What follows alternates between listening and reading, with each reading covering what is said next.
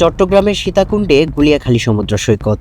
পর্যটকদের কাছে জনপ্রিয় ওই স্পটে শনিবার সকালে ঘটে এক ন্যক্কারজনক ঘটনা। দোলনায় বসাকে কেন্দ্র করে ঢাকা থেকে আসা পর্যটকদের ওপর অতর্কিত হামলা চালায় স্থানীয় একদল ব্যবসায়ী। এই হামলায় নারীসহ অন্তত 12 জন পর্যটক আহত হন। খবর পেয়ে দ্রুত ঘটনাস্থলে গিয়ে পুলিশ আহতদের উদ্ধার করলেও ততক্ষণে রণক্ষেত্রে পরিণত হয় সৈকত এলাকা। এই ঘটনার প্রেক্ষিতে রোববার বিকেলে কঠোর অবস্থান নেয় উপজেলা প্রশাসন। নির্বাহী ম্যাজিস্ট্রেট ও উপজেলা নির্বাহী কর্মকর্তা মোহাম্মদ ফখরুল ইসলামের নেতৃত্বে পরিচালিত হয় বিশেষ অভিযান। উচ্ছেদ করা হয় সৈকতের 32টি অবৈধ দোকান। পর্যটকদের টাকার জন্য আমরা মূলত এই পদ্ধতি স্থাপন উচিত করছি। হচ্ছে যে আমার এখানে যেখানগুলি কারণে নানাবিধ যে পরিবেশের যে ক্ষতি সেটা হচ্ছে। এখানে বিভিন্ন প্লাস্টিক পলিথিন আমাদের সামগ্রী রয়েছে, সেগুলি তারা দিয়ে পেয়েছে। দ্বিতীয় হচ্ছে যে এখানে যেখানে রয়েছে নানাবিধ অভিযোগ, তারা পর্যটক ফেরানি প্রযুক্তিমূল্য বা নানাবিধ অপরাধ এখানে জন্ম দিচ্ছে। পর্যটকদের উপর হামলার ঘটনায় ইতিমধ্যে সীতাকুণ্ড মডেল থানায় মামলা দায়ের করা হয়েছে। পুলিশ অভিযান চালিয়ে কালাম ও সুমন নামে 2 অভিযুক্তকে আটক করেছে। সীতাকুণ্ড মডেল থানার অফিসার ইনচার্জ মহিনুল ইসলাম জানান, পর্যটকদের নিরাপত্তায় পুলিশ জিরো টলারেন্স নীতিতে কাজ করছে। মধ্যে আসলে উৎসাহ করে মুক্ত করার জন্য, যাতে নিরপেক্ষ লোকজন পর্যটক এখানে আসলে দায়িত্ব করতে পারে।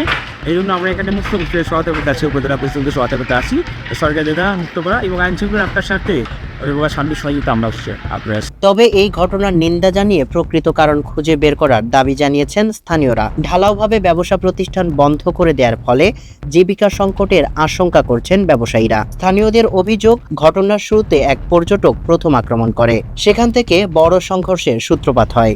যে কালকে পর্যটকের সাথে একজন দোকানদারের ঝগড়া হয়েছে। পর্যটক আগে আক্রমণ করছে সিটে 2টা ছেলেকে, তারপর আরেকজন মেহেদি নামে এটা যাইয়ে মারপিট 2 জনের পক্ষ হয়েছে। ওরা 4 জন, ওরা 12 জন। 4 জন বেশি নাকি 12 জন বেশি? 12 জন মাইনে ওরা 12 জনে মিলে 4 জনকে মারছে, এটা কেউ বলতেছে না। 4 জনের নামে আচ্ছা একটু ভুল হয়েছে, মারপিট হয়েছে। সময় আছে আমাদের সবাইকে উচ্ছেদ করে দিচ্ছে। একজনের কারণে সবাইকে ক্ষতিগ্রস্ত হচ্ছে। আমার মঙ্গলবার একটা কিস্তি, আমার 24,000 টাকা কিস্তি, তারপর 50,000 গরু ঋণ, আমি এগুলো কোথা থেকে দিব? দানা ডিস্ট্রিক্ট করছে বুঝলে, পর্যটকের লগে অনেক জনের দুষ করছে। এখন সবাই মাল তুলিত করে ওটা আর কি। এখন তো দুষ করছে একজনে, এখন একজনের তো আমরা 22 করে গুণ মানে 10 জন আর কি। 2022 সালে সরকারি স্বীকৃতি পাওয়ার পর থেকে গুলিয়াখালী সৈকত ঘিরে বাড়ছে পর্যটনের সম্ভাবনা। তবে এমন এক অনাকাঙ্ক্ষিত ঘটনা পর্যটন শিল্পের জন্য বড় বাধা বলে মনে করছেন সংশ্লিষ্টরা।